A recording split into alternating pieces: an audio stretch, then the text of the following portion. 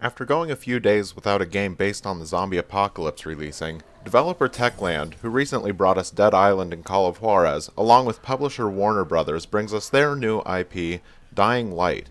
Dying Light is a first-person action game set in a city overrun with the undead that looks to be fast-paced and a little over the top, but does it have what it takes to stand out amongst the multitude of other games based on the zombie apocalypse?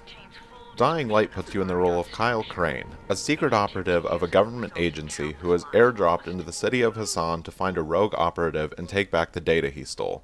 As expected, the airdrop doesn't go as planned, and you find yourself taken in by a group of survivors who occupy a camp known as the Tower. Feeling that you are in their debt after they save your life, you begin going on supply runs for them while you also try to complete your initial mission. As the story develops, Crane starts having trouble knowing whether he cares more about the group of survivors that he is now a part of, or doing the bidding of the government agency he is employed by. It is all very predictable, as it is a story that you have probably seen 100 times.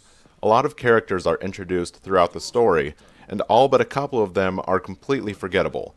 It is good enough to serve its purpose of getting you from point A to point B, but it won't be winning any awards for storytelling. Both the options menus and the endgame menu and user interface are very simple and refined. They are easy enough to comprehend that you shouldn't have to sit down and study them for a while just to make sense of them. The controls are completely rebindable as well, so you can feel free to set up your mouse and keyboard or controller in the way that is most comfortable to you. Gameplay is where Techland put the majority of their resources for Dying Light, and it really shows. Using parkour to traverse the environment is a blast, and the melee combat feels incredibly satisfying. Parkour feels very similar to Titanfall's system of needing to look at the ledge you want to use for parkour in order to execute it. Even though it isn't quite as crazy as Titanfall's chain wall jumps, it still feels great to jump and slide your way through the environment or to dodge zombies for a quick counterattack. The combat in Dying Light takes a bit to get used to, but once you get the hang of it, it is incredibly satisfying. Rather than swinging blindly, you need to make calculated shots at the zombies' heads so that you don't use all of your stamina. Towards the beginning of the game, combat can be a little frustrating as you are not very powerful yet and it is hard to find good weapons, but if you're willing to stick with it, it does become a highlight of the game. You can also find guns throughout the game. For me it was about a third of the way through the story, but they lack the same satisfaction and punch that the melee weapons have.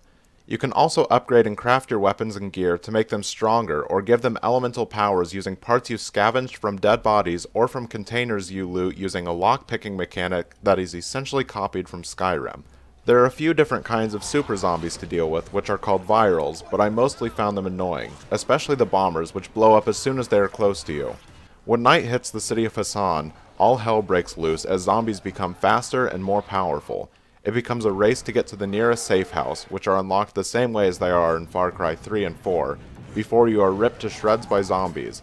I found that these moments were easily amongst the most memorable in my playthrough. If I were to give you a comparison to another game, the closest I could get is Far Cry 3 meets parkour, melee combat, and zombies. Dying Light is a good-looking game. Most of the textures look great, even close up, and the character models look good and possibly more importantly are very well animated. What is kind of unfortunate is that you are seeing the same setting throughout almost the entirety of the game. Each part of the city doesn't look much different than the next part, so once you are outside exploring for a bit, you have pretty much seen it all. The audio is a bit of a mixed bag. I found that the noises the zombies make and the sound effects are actually very well done and do a good job of helping you realize that you may be ambushed from behind. I thought that the voice acting was actually very well done, at least to the point that it was in no way distracting. I did, however, feel that a lot of the impact that the weapons have was a little bit weak and could have been made a little bit more prominent. I did run into a few audio glitches, the most common one being that every once in a while, voices would run on a half-second loop for a couple of seconds, making it sound very similar to the Riddler in Arkham City. Here's the list of minimum and recommended specs that this game asks for, along with a look at the system I tested the game on. Looking initially at these specs, they seem incredibly high, especially with the game not breaking any boundaries as far as graphics go. A quick look at the graphics options show that they really did put some time into giving PC gamers options. There are quite a few different options to choose from, including HBAO Plus and depth of field if you have an Nvidia card. I really do dislike when a game adds just a blanket anti-aliasing option without specifying exactly what method they are using.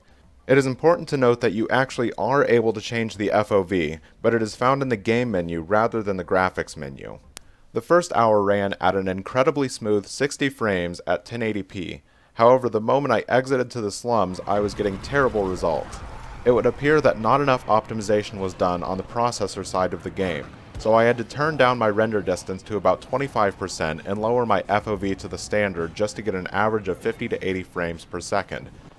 Personally, I do not find this acceptable as it really detracted from the experience. I also ran into an issue where my VRAM would suddenly fill up for no reason and I would be dropped down to a stuttery mess or a slideshow of about 12 frames per second. This happened very infrequently, though when it did happen, it was enough to really detract from my experience as well. While this isn't the worst port the PC has recently seen by a long shot, there are a few things that I wish they had tightened up before release. Dying Light really did exceed my expectations. I'm rarely interested in a game based on the zombie apocalypse anymore, but in many ways it does stand out, almost exclusively because of the gameplay. While the game itself was great, the performance issues I ran into, as well as the obvious lack of some optimization, hampered the experience from the moment I got out of the tutorial to the end of the game. Dying Light opens up this year's AAA games pretty strong, with a 3 out of 5. If you're a fan of Far Cry style gameplay objectives and you really want to bash a zombie's skull in with a hammer and are willing to look past a few performance issues, Dying Light is a must buy.